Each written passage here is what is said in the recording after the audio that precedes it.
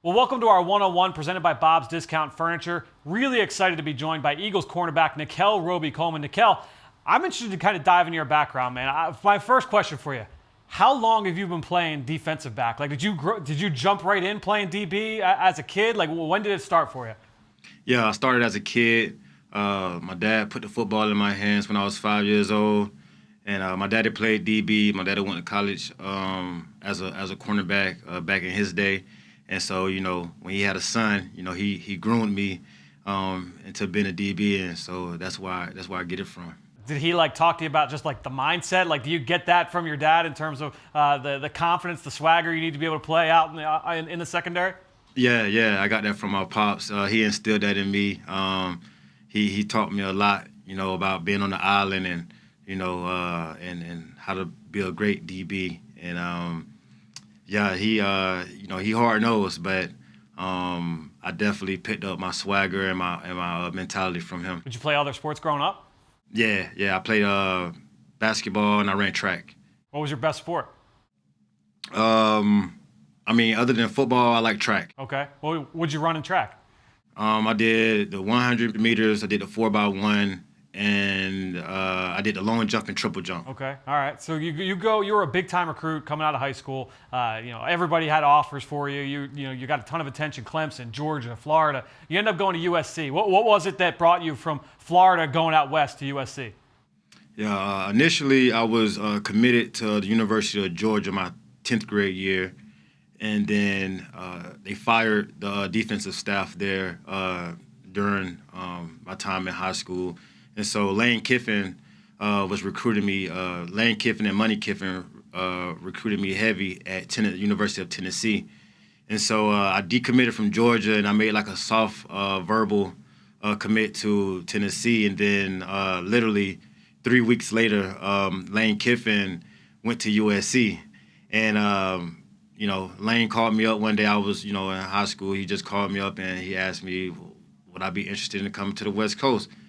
I took a visit and I fell in love with it. And, I told Lane, I said, yeah, I'll come over there to the West Coast. And that's how I ended up being a Trojan. Did your dad have to school you up on Monty Kiffin and what he was as a defensive back coach? And, what did you get from Monty during your time at USC? At USC, Money Kiffin was like a father figure to me because I was so far away from my house. And at the time, my mom had just passed away 4 months before I got to USC. And so they would always check on me, always make sure I was okay, talk to me from a level of just a person, And they always made sure I was okay. And, I appreciate them for that. And Money Kiffin, he's just so energetic and such a cool guy, and they just made sure they put their arms around me because I was so far away from home. My teammates, they made sure they made me feel comfortable, and it was just a day by day thing. And before you knew it, I felt like I was from the West Coast at some point, and so it all worked out, and they was just so they just good people, Lane Kiffin. I met Money Kiffin, his wife. They're just all sweet people. What was it was there a moment that you kind of learned from him where you're like, man, the light just kind of goes on in terms of learning how to become a DB? Was there a moment that, some takeaways that you've taken from Monty during your time under him? Oh yeah, definitely. When I got to USC, Money Kiffin gave me all the film from the Tampa Bay Buccaneers when he used to run the Tampa 2, yep. And he told me to look at Rondé Barber. And he was just like, hey, you're going to be playing in the nickel a lot. We're going to have you on the outside, but, you're going to be playing in the nickel a lot. I want you to look at Rondé. Rondé basically a legend in the nickel, made his whole career playing out the nickel and playing some outside. And so I would, look at the tape and, listen to Money Kiffin. He has so many stories that he can just tell, about what all great players did, and all that advice that he was telling me, I just soaked it up and just try to imitate that on my playing level and try to go out there and just be a great player that he ever coached, and so it was all a blessing in disguise. I'm so happy that I got with money. A guy that old with that much wisdom. He's not really old, but he got a lot of wisdom, and he can teach you a lot just about life, especially about football. And it was the perfect guy to talk to. He would tell me, like he said, the stuff you saying now you're going to see in the NFL. It might be a different terminology, it might be different techniques, but what you seeing now is not going to surprise you once you get to the league. And it was, it's true. And it was an easier transition going from college to the league. Well, I hope one of those tapes he didn't show you was the 2002 NFC title game, the Eagles-Bucks. It's a little bit of a rough spot for me. I can't even talk about it too much. But you go to the league, you have the success with Buffalo. You go to the LA Rams. Who are some of the guys that when you first got to the NFL that helped kind of coach you up and bring you along and were mentors for you? Stephon Gilmore was with me in Buffalo, so that he was an immediate person that I imitated my game out there. He was a bigger corner, but little things that I seen him do, and things that he would teach me, like about splits, about reading through the three-step to quarterbacks, and how they see things. So Stephon Gilmore was a great person to look at. At the time, it was Leotis McKelvin was there, and both of those guys was first rounders, top 15 picks in the draft in the year that they went in. So I was like, why not soak up all this knowledge and look at how they play the game of football, And so looking at those two guys and them just putting their arms around me, they seen a lot of talent in me when I was young, but I didn't know how much talent I had in myself at the time. And so they would just tell me, like, man, you can, do this. You can play a route like this and put less effort in what you're doing, by just playing your technique and playing your leverage and everything like that, knowing where your help is on the defense. And they taught me how to actually, study our defense and to know when you're in the game, you know where your help is. And so now you can play with another level of confidence. And so at the time, it didn't really hit me because I was just focused on my job. But as I, got a little older, the stuff that they was telling me, it just was all coming back. It was all coming back. I was like, okay, split, stance, staggers, looking at all the nuances, the small nuances of the game that people don't really pay attention to.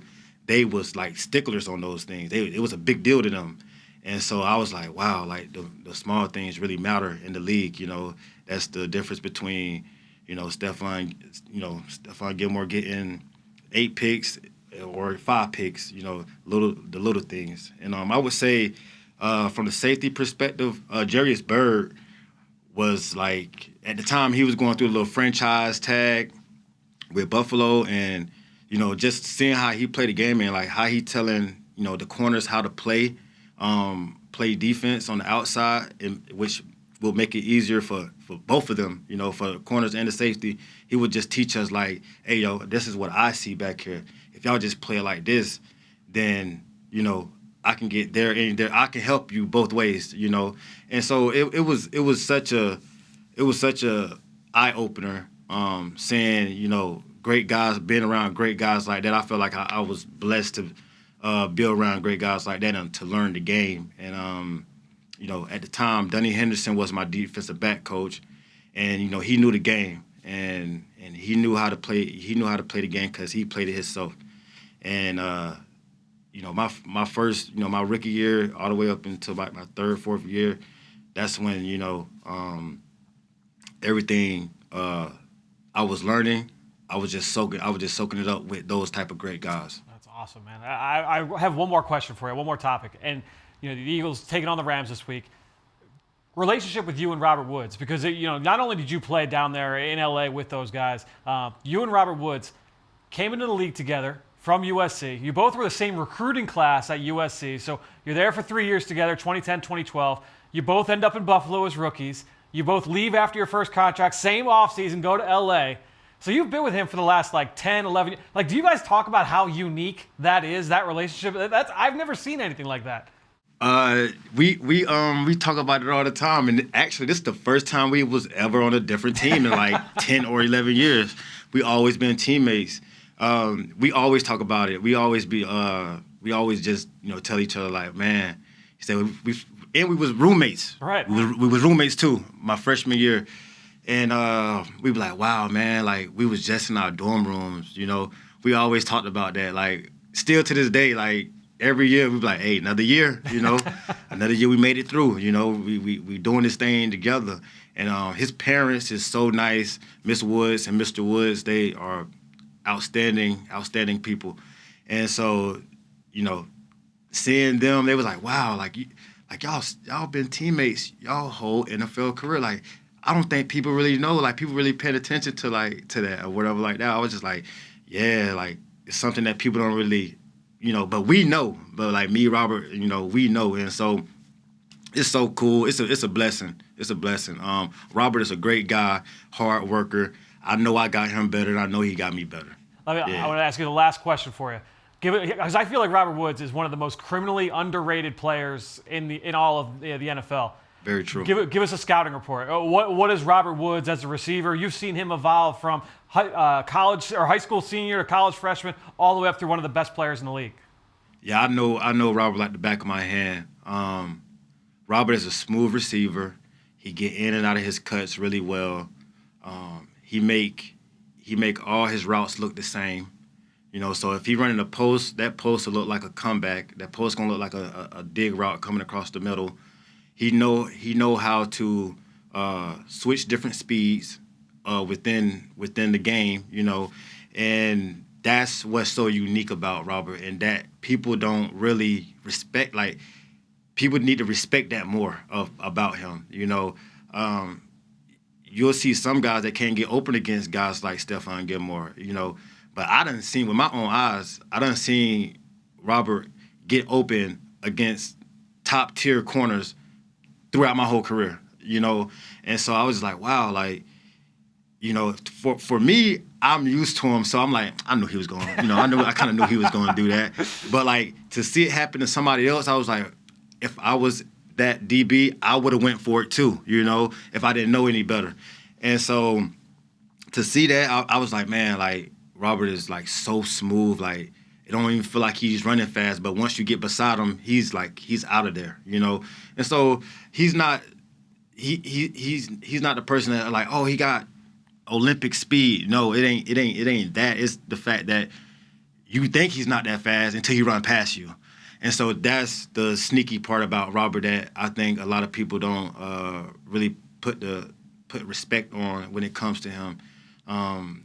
But moreover than anything, he's one of the crispiest route runners I done faced ever.